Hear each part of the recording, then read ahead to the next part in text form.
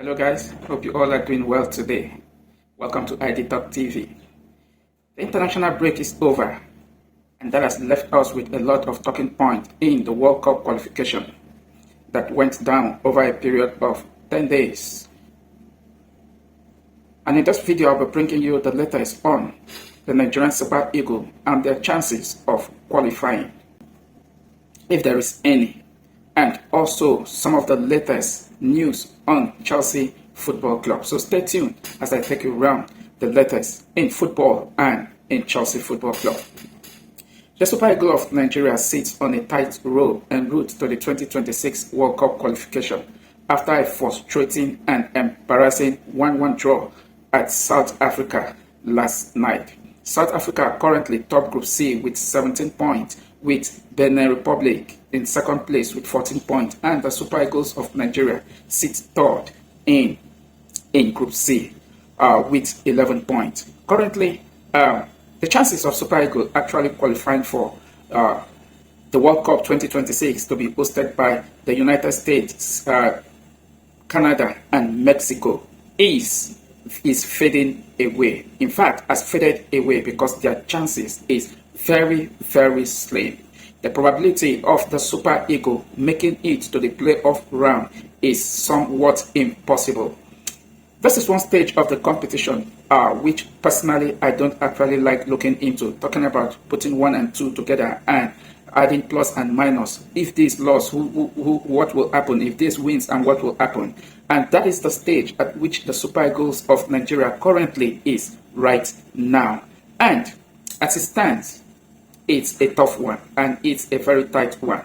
All the South Africa needs in Group C is just a win to qualify automatically to next year's World Cup. So as it stands, Benin Republic actually have 2 matches left to play, 2 rounds of matches are left to play in the CAF World Cup qualification series. And in Group C, because I'm talking about the Super Eagles of Nigeria, Benin Republic have 2 matches to be played away, and in that encounter they'll be going away to Rwanda, and also they'll be visiting the Super Eagles of Nigeria in Nigeria. So Nigerian Super Eagles stand a chance of finishing in the playoff round.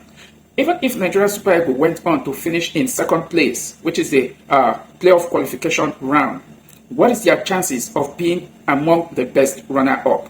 That is what we are going to be looking quickly in this particular video. Now, if we look at the statistics that FIFA actually released after rounds of qualifying matches went down this international break, 18 countries have actually qualified for the FIFA World Cup, and in Africa, only 2 countries, talking about Morocco in Group E and also Tunisia in Group H, that have actually qualified for the tournament automatically. Africa are expected to produce 9 countries, and out of the 9 groups, 2 have qualified. Others have a couple of matches to still play, like Egypt in Group A. Egypt just need a draw.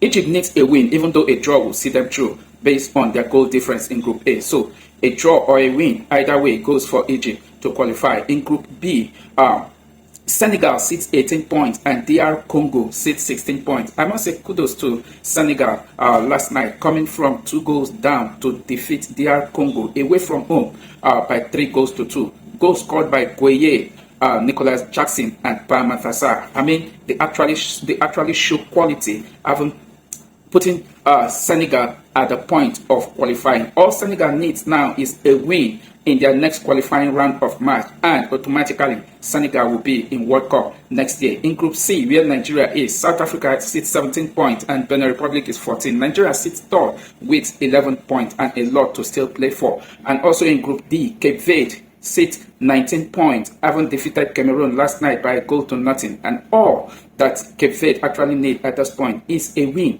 to actually scale through. In Group E, like I said earlier, Morocco have qualified. Tanzania sits second in 10 points. In Group F, Ivory Coast sits first and with 20 points, and Gabon second with 19 points. All Ivory Coast need is a win for them to go through automatically.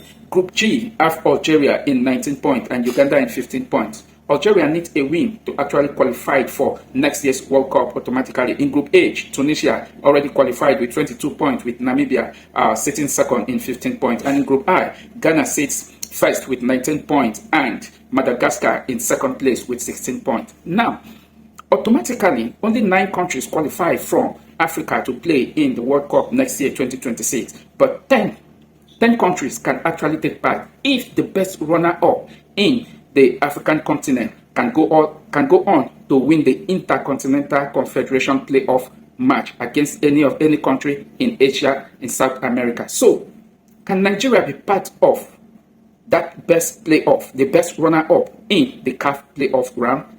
Because if you take a look at countries already sitting in second position in this qualifying, Gabon is already on 19 points. Automatically, they have one slot.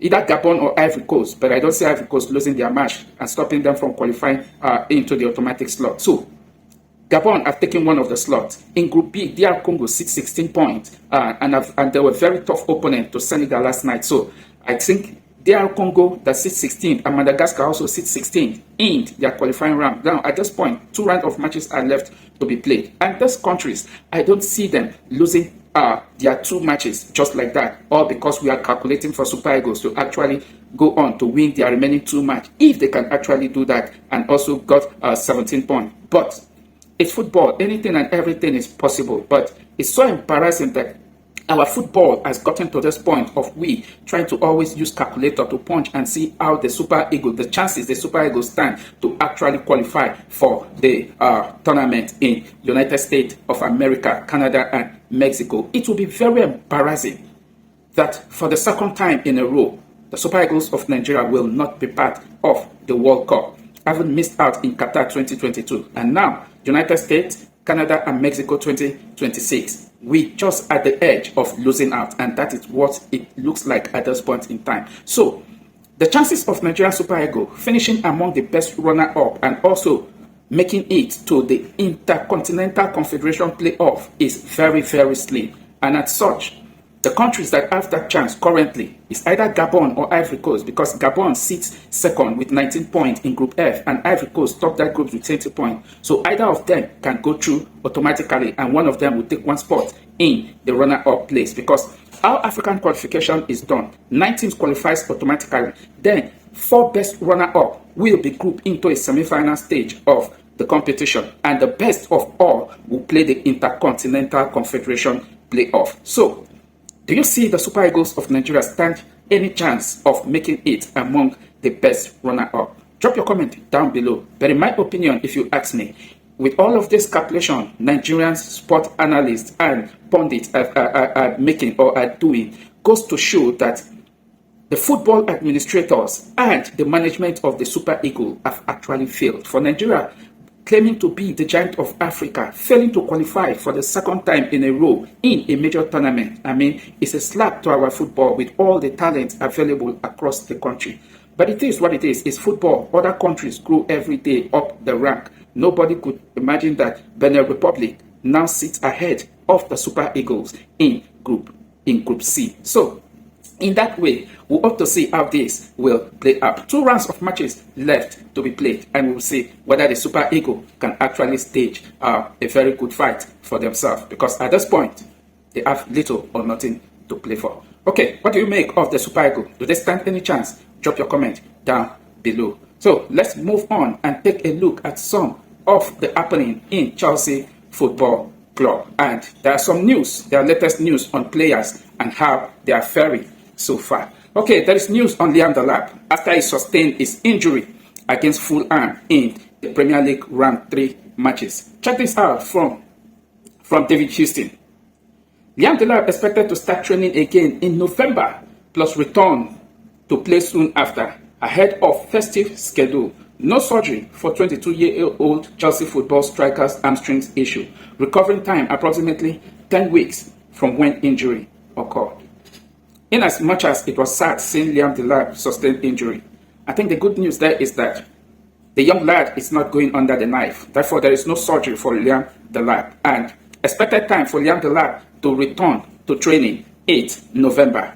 And I haven't looked at the situation again with another round of scan. The club, the medical team of Chelsea Football Club, deemed fit that Liam Delap will not be undergoing any surgery. So, but Liam Delap has 10 weeks to recover and return back to training before the festive season get in tennis. And I think it's a very good one. He needs a lot of time to actually rest out since no surgery was actually done on the hamstring. But being out for 10 weeks, Liam Delap is definitely going to miss a couple of matches with the Chelsea football team. Take a look at some of the matches that Liam Delap are going to miss this period. Liam Delap injury impact, games he will miss. He will miss the game against Brentford this weekend at the Brentford Community Stadium. He will miss the UEFA Champions League round opening match against Bayern Munich. He will miss the EPL clash with Manchester United, Lincoln in the FA Cup, Brighton in the Premier League, Benfica in the Champions League, Liverpool in the Premier League, Nottingham Forest in the Premier League, Ajax in the Champions League, Sunderland in the Premier League, Tottenham Hotspur in the Premier League, Karabakh in the UEFA Champions League, and Wolves in the Premier League. Liam Delap is going to miss a whooping 13 matches that Liam Delap is going to miss this period. He will be out injured. And the young lad who has actually longed to play Champions League football will be missing about 4 Champions League matches this period, where he will be undergoing his recovery stage. So we hope to see Liam Delap soon. And the targeted date for Liam Delap to resume training or to resume is 22nd November in a Premier League match against Burnley. And at this point, I will say quick recovery to Liam Delap, and I wish him the very best. Also, still on the injury table in Chelsea Football Club, yesterday it was reported that Dario Osugo has actually sustained an injury with the Portuguese national team under 21 while on international duty. And on that note, Chelsea have actually released a statement on Dario Osugo. Check this from the official handle of Chelsea Football Club. Chelsea Football Club has released the following update regarding Dario Osugo. Osugo's injury was sustained whilst on international duty for Portugal's under-21. Medical assessment confirmed surgery would be the required course of action, and Dario will now begin his recovery at Coban, supported by the club's medical department. So, yesterday, the surgery was done and it was being supported by the Chelsea Football Club medical department. And right now, Dario Osugo is undergoing his recovery in Coban. And I think at this point, all his friends, teammates have actually rallied around him and wishing him the best of recovery and speedy recovery to Dario Osugo. And this is what Romeo Lavia have to say in his Instagram. Scary times incoming, not for us. Knowing you will be back stronger and better, Pepeno. That is the word from Romeo Lavia to Dario Osugo on his recovery bed after the surgery in Coban. So we hope to see Dario Osugo return to training very soon. This is one lad that Chelsea have actually been have so much confidence on. Should Moses Caicedo is absent, Dario Osugo actually fits in that role. But as it stands, Chelsea have a couple of players that can actually take that position should Moses Caicedo is absent through injury or suspension. But as it stands at the moment, Andre Santos can actually play in that particular role. And Romeo Lavia, who is actually back to training, will actually be fit to play in that particular role as well. But this weekend, I don't think Romeo Lavia will have that fitness to be part of Chelsea's squad. But reports have it that both Romeo Lavia and Badia Chile are back into the squad training. So it's a good news coming from that side on Romeo Lavia and Badia Chile. And to Liam Delap and Dario Osugo, we actually wish them speedy recovery. We hope to see them back strong and better. That's our wishes to the lad. So what do you make of the latest in the world of football? Do you see Super Eagles of Nigeria as a Nigerian fan qualifying for the playoff round in the World Cup qualification? Because personally, I don't see the Super Eagles making it automatically again from Group C. South Africa already have taken that slot. So the runner-up spot is between Benin Republic and the Super Eagles of Nigeria. Except we went on to win all 2 matches to actually get 17 points. I don't see the Super Eagles of Nigeria even making it among the top 4 best runner-up. But what do you make of the situation of the Super Eagles of Nigeria? And also the situation at Chelsea Football Club, Liam Delap and Dario Osugo out injured. And what do you make of the latest? Please drop it in the comment below. Now, the international break is over and league football will resume this weekend. And up next for Chelsea Football Club is Chelsea visiting the Brentford Community Stadium to take on Brentford in the fourth round of the English Premier League. So we hope to see how that will definitely play out. Tomorrow, I'll bring you the match review after Enzo Maresca press conference. So watch out for that. Thank you very much for watching and catch you in my next video. Bye.